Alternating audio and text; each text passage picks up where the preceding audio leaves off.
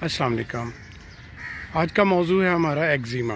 एक्ज़ीमा जो है ये एलर्जी से होता है और आम तौर पे ये दो कैटेगरीज़ में आता है, एक्सोजीनस और एंडोजीनस, यानी बैरूनी अवामिल की वजह से और अंदरूनी बीमारियों की वजह से। आज ज़्यादातर हम बात करते हैं एक्सटर्नल की, चूँकि एक्सटर्नल एक्ज़ीमा ज़्यादातर देखने में आता है। इसकी बहुत सी रीज़न्स होती हैं और ये याद रखें कि इसका कोई ना कोई कॉज ज़रूर मिल जाता है अक्सर। जैसे कि अगर सर के बालों में एक्ज़ीमा है तो ये डैंड्रफ से भी हो सकता है। सेबोरिक डर्माटाइटिस जिस ये भी एक्ज़ीमा कहलाता है। फिर आपके सर में कलर जब आप लगाते हैं तो कलर से होने वाला एलर्जी या हेयर डाई एक्ज़ीमा तो बहुत ही कॉमन है। किसी किस्म का ऑयल अगर आपको सूट नहीं कर रहा तो वो भी एलर्जी कर सकता है। कोई शैम्पू के इंग्रेडिएंट्स आपको सूट नहीं कर रहे तो वो एलर्जी कर सकते हैं। इसके अलावा आपके चेहरे पे सनलाइट का इफ़ेक्ट बहुत ज़्यादा देखा जा सकता है। सनलाइट से एलर्जी हो सकती है, हीट से एलर्जी हो सकती है। तरह तरह के कॉस्मेटिक्स, क्रीम्स, लोशंस वगैरह जो हैं ये एलर्जी का बायस बन सकते हैं। गलत सोप जो है या मेडिकेटेड सोप जो है वो आपकी स्किन को ड्राई और एलर्जी पैदा कर सकता है। इसी तरह कॉस्मेटिक्स लेडीज़ में तो बहुत ज़्यादा एलर्जी का बायस बनती हैं।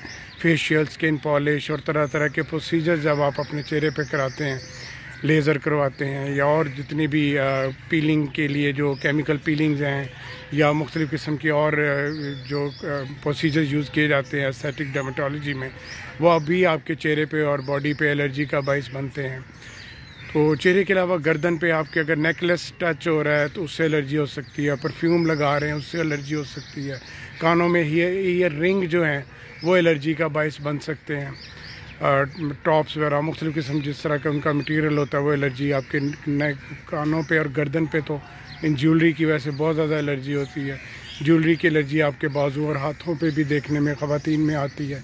ख़वातीन में होने वाला हाथों का एक्ज़ीमा बहुत कॉमन है, क्योंकि तमाम काम घर का किचन का काम करना होता है तो उसमें बहुत सी चीज़ें जो हैं वो हाथों को टच होती हैं। और जब वो हाथों को बर्तन धोने वाले डिटर्जेंट्स और दूसरी चीज़ें, सब्ज़ियाँ जैसे लहसुन प्याज वगैरह आप बनाते हैं तो वो भी आपके हाथों पे एक्ज़ीमा करती हैं, हाथ ख़राब करती हैं। ऑक्यूपेशंस जिनके ऐसे हैं, प्रोफेशन ऐसे हैं जैसे सीमेंट का या केमिकल का जो लोग काम करते हैं, उनके हाथों पे एक्ज़ीमा बहुत ज़्यादा देखने में आता है। पाँव पे अक्सर ये जूतों की वजह से एक्ज़ीमा देखने में आता है और उसकी ख़ास किस्म की एक शेप नज़र आती है। जिस शक्ल का जूता होता है उसी शक्ल की एक्ज़ीमा दोनों पाँव पे नज़र आता है। तो इस तरह इस बात का बताने का मकसद ये है कि एक्ज़ीमा जो होता है ये कोई एक जगह पे होने वाली बीमारी नहीं है। सर से पाँव तक कहीं भी आप एक्ज़ीमा जो है वो देखने में आता है, बन सकता है। तो इसको डायग्नोज़ करना अक्सर बहुत आसान होता है। उसकी कॉज अगर मिल जाए और उस कॉज को आप रिमूव कर दें तो एक्ज़ीमा जो है वो ख़त्म हो जाता है। साथ उसका मुनासिब इलाज मुआलजा किया जाए तो एक्ज़ीमा ख़त्म हो जाता है। और इसी तरह अगर पाँव पे आपको जूते से एलर्जी है तो जूता बदलने से एक्ज़ीमा ख़त्म हो जाएगा। जिस ज्वेलरी से एलर्जी है वो वाली ज्वेलरी को इस्तेमाल बंद करना पड़ता है, उस परफ्यूम को छोड़ना पड़ता है, यानी जो भी उसका कॉज है उसको दूर करना पड़ता है और साथ उसका इलाज भी करना पड़ता है।